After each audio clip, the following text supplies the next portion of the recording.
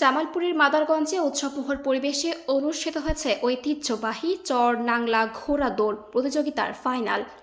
শনিবার বিকেলে উপজেলার বালিজুড়ি ইউনিয়নের চর নাংলা বাঁধের মাথা এলাকায় অনুষ্ঠিত হয় প্রতিযোগিতার ফাইনাল পর্ব। ঐতিহ্যবাহী এ আয়োজন দেখতে বিকেল থেকে সেখানে ভিড় করতে থাকেন বিভিন্ন বয়সী দর্শনার্থীরা।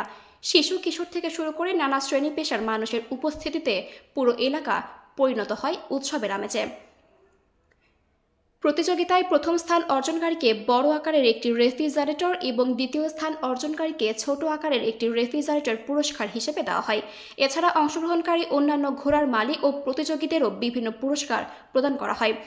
খেলায় সভাপতিত্ব করেন বালিজুড়ি ইউনিয়নের ৮ নম্বর ওয়ার্ড বিএনপির সভাপতি আলম সোনারু।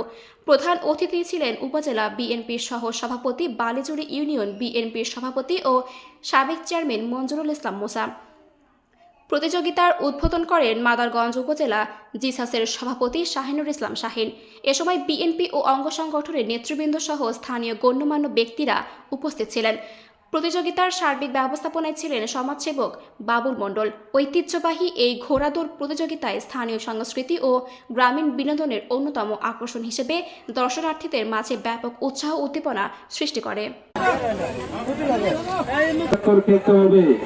6 চক্কর 5 চক্কর শেষ, আর এক চক্কর খেলতে হবে, দেখা যাক আর এক নাম্বার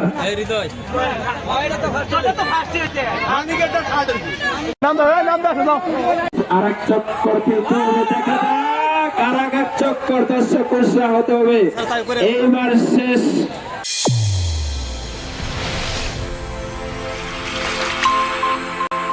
চ্যানেল A1 হৃদয়ের স্পন্দন।